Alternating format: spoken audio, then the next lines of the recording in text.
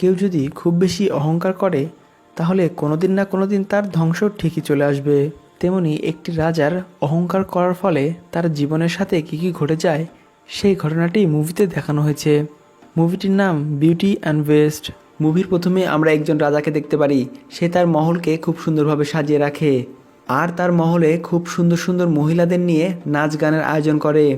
একদিন রাতে খুব ঝড়ে ঝড় হয় আর সেই ঝড়ের কবল থেকে রক্ষা করার জন্য একজন বুড়ি তার মহলের মধ্যে ঢুকে পড়ে। সে ছিল বয়স্ক বুড়ি, তাই বাইরে থেকে তাকে সুন্দর দেখাচ্ছিল না। সেই বুড়ি নিজেকে মহিলা মনে করে রাজাকে একটি গোলাপ ফুল দেয় আর প্রিন্স বলে সে একজন বয়স্ক মহিলা, তাকে বাইরে থেকে একটুকু সুন্দর দেখাচ্ছিল না। এই জন্য প্রিন্স বুড়িকে নিয়ে মজা করতে শুরু করে, হাসতে শুরু করে আর বুড়ি অরতকে অপমান করতে করতে প্রিন্স তার গোলাপ ফুলকে ফেলে দেয়। তখন বুড়ি বলে সৌন্দর্য মানুষের কখনোই বাহির থেকে প্রকাশ পায় না, সৌন্দর্য প্রকাশ পায় মানুষের অন্তরে। কিন্তু রাজা তার কোনো কথাই শুনছিল না আর দেখতে দেখতে সেই বুড়ি একজন সুন্দর মহিলায় পরিবর্তন হয়ে যায়। আসলে ওই বুড়িটি ছিল একজন জাদুকর।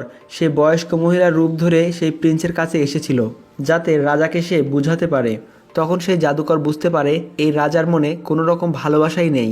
এজন্য সেই ম্যাজিশিয়ান সেই রাজাকে জানোয়ার বানিয়ে দেয়। তখন রাজা সেই ম্যাজিশিয়ানকে অনেক রিকোয়েস্ট করে যাতে তাকে কোনো রকম জানোয়ার বানিয়ে না দেয়, কিন্তু ম্যাজিশিয়ান তার কোনো কথাই শুনে না। জাদুকরের এই ম্যাজিকের কারণে আস্তে আস্তে সবাই সেই রাজাকে ভুলতে শুরু করে। এদিকে আমরা জানতে পারি জাদুকর রাজাকে যে ফুলটি দিয়েছিল সেটি কোনো সাধারণ ফুল ছিল না, সেটি ছিল একটি জাদুকরি ফুল। আর সেই ফুল গ্রহণ না করার জন্য জাদুকর রাজাকে এরকম অভিশাপ দেয়।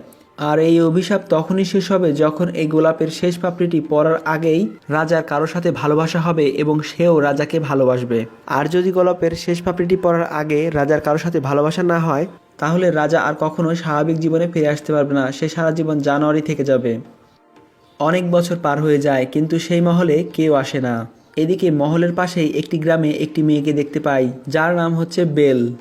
বেলের বই পুস্তক পড়তে খুবই ভালো লাগে আর বেলের পিতা একজন ডিজাইনার। আর ওই গ্রামে আরেকটি ছেলে থাকে যার নাম গেস্টন। গেস্টন বেলকে বিয়ে করতে চায় আর বেল গেস্টনকে বিয়ে করতে চায় না কারণ সে একজন অহংকারী মানুষ। আর গেস্টন বেলকে বিয়ে করে নিজের করে পাওয়ার জন্য অনেক চেষ্টাই করে কিন্তু তার কোনো কৌশলই কাজ করছিল না। একদিন বেলের বাবা এক রাস্তা দিয়ে যাচ্ছিল, যেখান দিয়ে যাচ্ছিল সেটি একটি জঙ্গল ছিল। আর যে রাস্তা দিয়ে যাচ্ছিল সে রাস্তায় আগুন ধরে যায় আর ওইখানে আরেকটি রাস্তা ছিল। তখন বেলের বাবা সেই রাস্তা দিয়ে যায়।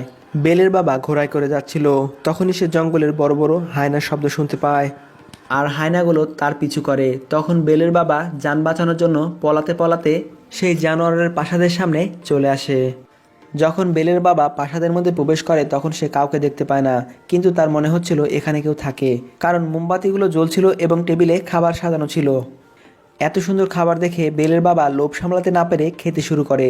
তখন বেলের বাবা একটি আজব জিনিস দেখে, ওখানে যে কাপটি ছিল সেটি বেলের বাবার সাথে কথা বলছিল। বেলের বাবা মনে করে তাকে ভয় দেখানোর জন্য চালাকি করছে আর বেলের বাবা বলে আমি তোমাকে দেখে ভয় করি না। এই বলে বেলের বাবা সেখান থেকে পালিয়ে যায়।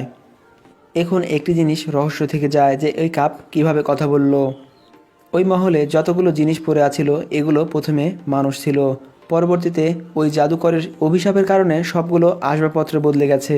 বেলের বাবা পালাতে পালাতে একটি ফুল বাগানে ঢুকে পড়ে আর সে সেখানে খুব সুন্দর সুন্দর ফুল দেখতে পায়। বেলের বাবা ভাবে বেল তার কাছে ফুল চেয়েছিল, তাই সে সেখান থেকে একটি ফুল ছিঁড়ে।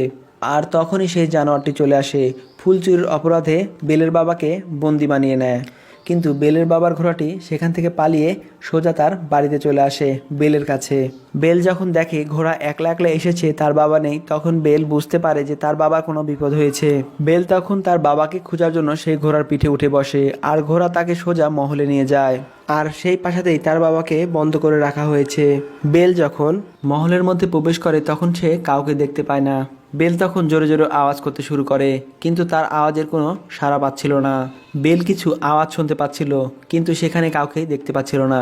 কিছুক্ষণের মধ্যেই বেল যেখানে তার বাবাকে বন্দি করে রেখেছে সেখানে পৌঁছে যায়। তখন বেলের বাবা বেলকে বলে তুমি তাড়াতাড়ি এখান থেকে পালিয়ে যাও, এই প্রাসাদের সমস্ত কিছুই জীবিত, যাতে এমন না হয় সে তোমাকে দেখে ফেলে। আমি তোমার জন্য ফুল ছিঁড়ি আর সে শাস্তিস্বরূপ আমাকে এখানে বন্দি করে দেয়।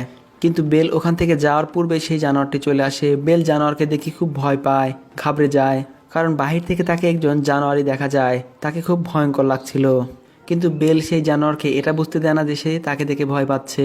বেল চাচ্ছিল যে সে তার বাবার সাথে দেখা করুক, কিন্তু সেই জানোয়ারটি সেটি চাচ্ছিল না।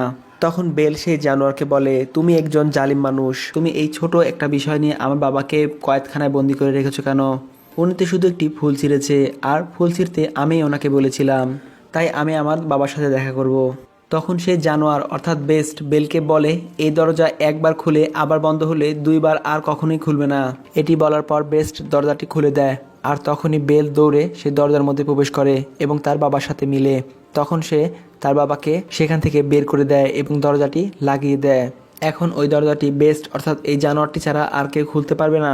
এখন বেলের বাবার জায়গায় বেল এখানে বন্দী হয়ে আছে, আর বেস্ট তার বাবাকে নিয়ে বাহিরে ছেড়ে দিয়ে আসে। এখন বেল ওই কারাগারে বন্ধ হয়ে থাকে। একদিন বেস্ট যখন ওই কারাগারে ছিল না, তখন ঘড়ি আর ক্যান্ডেল স্ট্যান্ড তার সাথে কথা বলতে শুরু করে। ওই ঘড়ি আর ক্যান্ডেল স্ট্যান্ড মানুষ ছিল, কিন্তু জাদুকরের অভিশাপের ফলে তারা এরকম হয়ে গিয়েছে।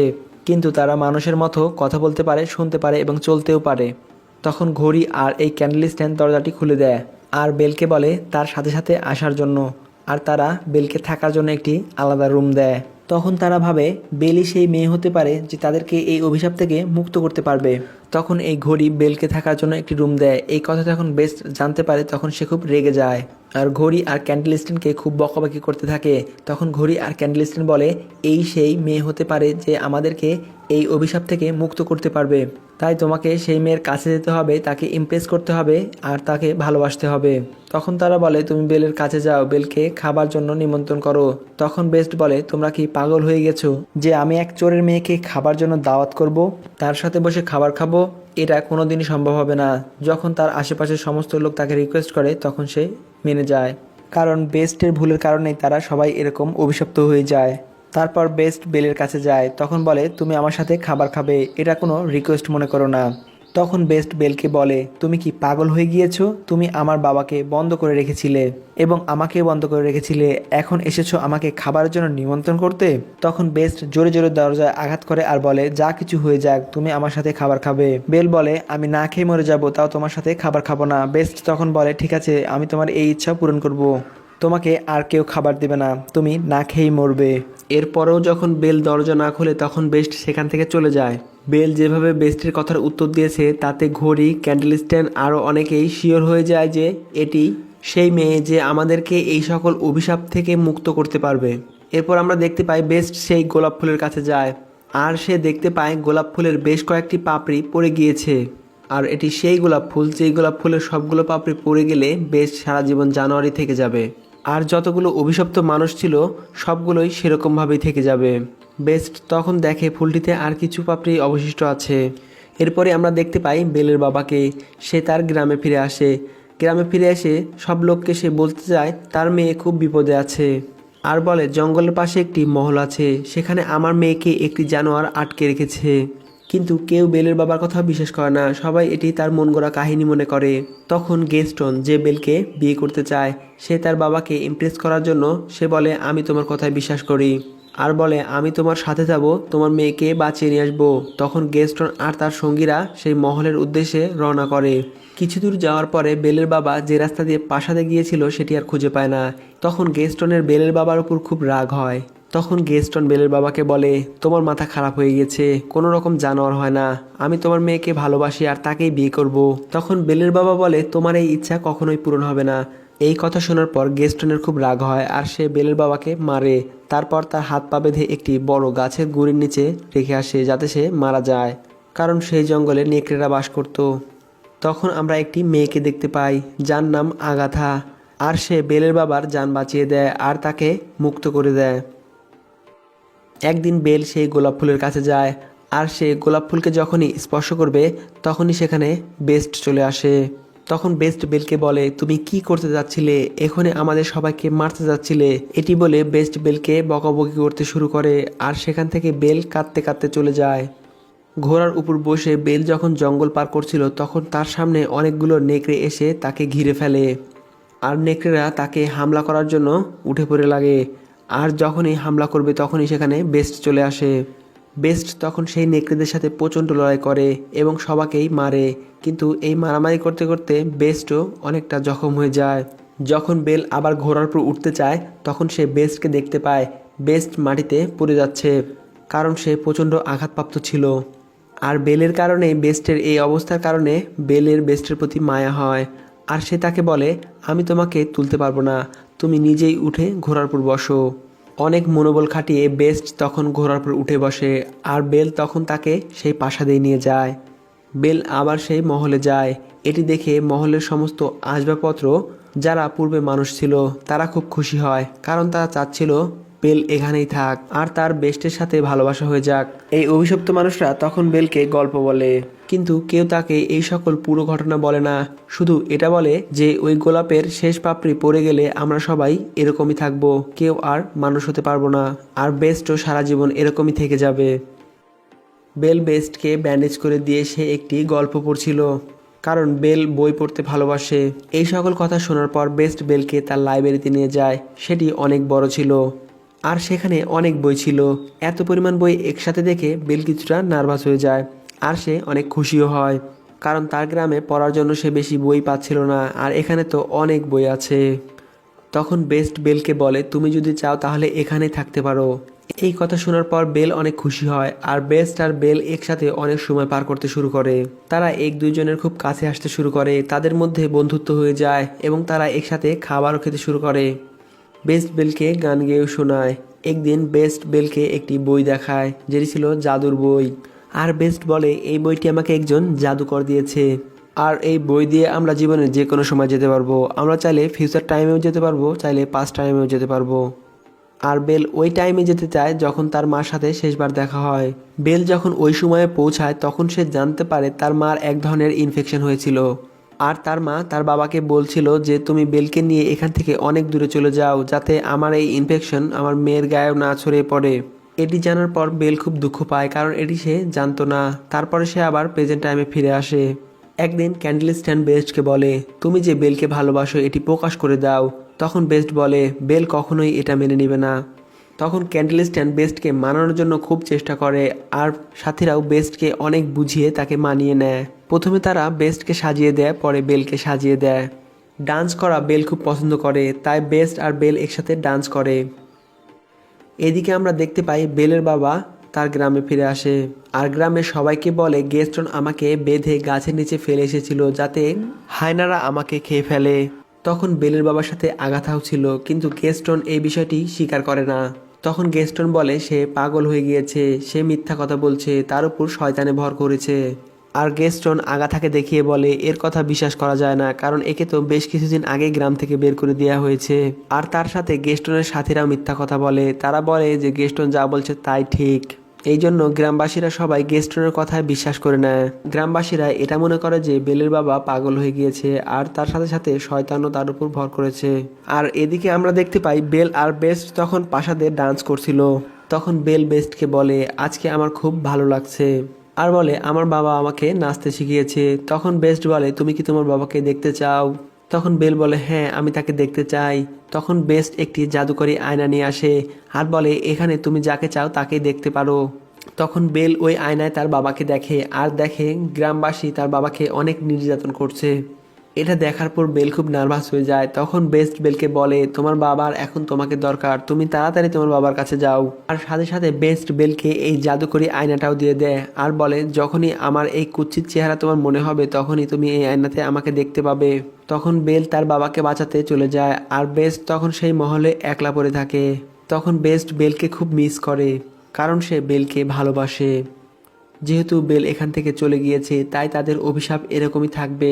এটি শোনার পর বেস্ট আর তার সঙ্গীরা অনেক নার্ভাস হয়ে পড়ে। বেল তখন গ্রামে পৌঁছে যায়, আর সে দেখতে পায় তার বাবাকে সবাই বন্দি করে রেখেছে। তখন বেল গ্রামবাসীকে বলে, আমার বাবা যা বলেছে সব ঠিক, জঙ্গলের মধ্যে একটি মহল আছে, সেখানে একটি জানোয়ার অর্থাৎ বেস্ট আছে, কিন্তু গ্রামের কোনো লোকই তার কথা বিশ্বাস করে না। তখন বেল সেই জাদুকরী আয়নায় বেস্টের চেহারা দেখায়। আয়নাতে বেস্টের চেহারা দেখে গ্রামবাসীরা সবাই ভয় পেয়ে যায়। তখন বেল গ্রামবাসীদের বলে, তোমাদের একে ভয় পাওয়ার দরকার নেই, কারণ এ খুব ভালো মনের একজন মানুষ।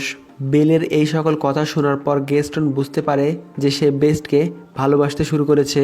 তখন গেস্টন গ্রামবাসীকে বেলের প্রতি উস্কিয়ে দিতে চায়, আর বলে বেলকে কালো জাদু করা হয়েছে, তাই বেলকে তার বাবার সাথে বন্দি করে রাখো। আর গেস্টন গ্রামবাসীদের বলে যে আমরা সবাই মিলে সেই প্যালেসে গিয়ে সেই ভয়ানক জানোয়ারটিকে মেরে ফেলবো। তা না হলে সে আমাদের গ্রামে চলে আসবে আর আমাদের সবাইকে মেরে দিবে, আমাদের গ্রামকে শ্মশান বানিয়ে দিবে। গ্রামবাসীরা সবাই গেস্টনের কথা বিশ্বাস করে আর তারা সবাই মিলে সেই মহলের দিকে যাত্রা শুরু করে। যখনই গ্রামবাসীরা বেস্টকে মারার জন্য সেই মহলের মধ্যে প্রবেশ করে, তখনই মহলের সমস্ত আসবাবপত্র গ্রামবাসীকে মারতে শুরু করে। গ্রামবাসীরা বুঝতেই পারে না যে তাদের সাথে কি হচ্ছে, কারণ সেগুলো কোনো মানুষ ছিল না, সেগুলো ছিল আসবাবপত্র। এদিকে আমরা দেখতে পাই গেস্টন বেলের পিছে চলে আসে। বেস্টন খুব উদাস হয়ে থাকে, কারণ বেলের যাওয়ার পরে আর তার কিছুই ভালো লাগে না। তখন গেস্টন বেস্টকে বলে, তুমি কি ভাবো বেল তোমাকে ভালোবাসে? সে তোমাকে মারার জন্য সমস্ত গ্রামবাসীকে এখানে নিয়ে এসেছে। এটি বলার পরই সে বেস্টকে গুলি করে আর বেস্ট তখনই নিচে পড়ে যায়। পড়ার সময় বেস্ট একটি পিলার ধরে ফেলে। গেস্টন যখন বেস্টকে আরেকটি গুলি করতে চায় তখন সেখানে বেল চলে আসে আর সে গেস্টনের হাত ধরে ফেলে। তখনই গেস্টন পা পিছলে নিচে পড়ে যায় আর বেল তখন চিৎকার করে বেস্টকে বলে, আমি গ্রামবাসীকে অনেক আটকানোর চেষ্টা করেছি কিন্তু তারা আমার কোনো কথাই শুনেনি। বেলকে সেখানে দেখে বেস্টের মনে এক ধরনের হিম্মত জাগে, তাই সে গেস্টনের সাথে মোকাবেলা করতে চায়। আর তখনই বেস্ট গেস্টনের কাছে চলে যায় আর তাকে ধরে ফেলে। যখন বেস্ট গেস্টনের গলা ধরে নিচে ফেলে দিবে তখন গেস্টন বেলকে প্রচুর রিকোয়েস্ট করে তাকে ছেড়ে দেওয়ার জন্য। তখন বেস্ট বলে, আমি কোনো জানোয়ার নই, আমি তোমাকে ছেড়ে দিলাম, আর বলে এখান থেকে চলে যাও। তখন গেস্টন সেখান থেকে চলে যায়। বেস্ট যখন বেলের কাছে আসে তখন গেস্টন পিছন থেকে বেস্টকে গুলি করে।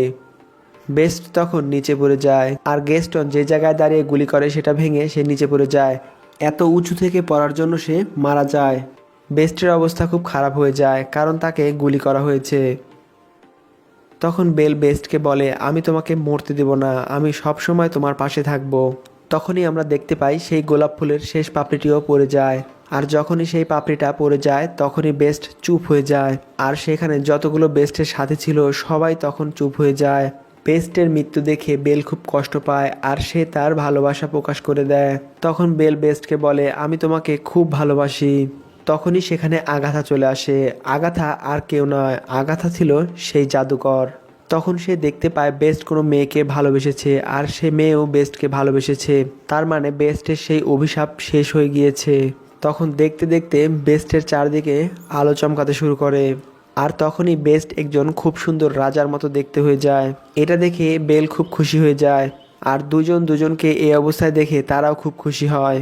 আর তখনই দুজন দুজনের কাছে আসে এবং দুজন দুজনকে কিস করে আর মহলের যতগুলো আসবাবপত্র ছিল সব আবার পূর্বের অবস্থায় ফিরে যায়, অর্থাৎ তার আসল রূপ, অর্থাৎ সবাই মানুষ হয়ে যায়। তখন ওই সকল লোক খুব খুশি ছিল আর তখন বেল আর প্রিন্স ডান্স করছিল।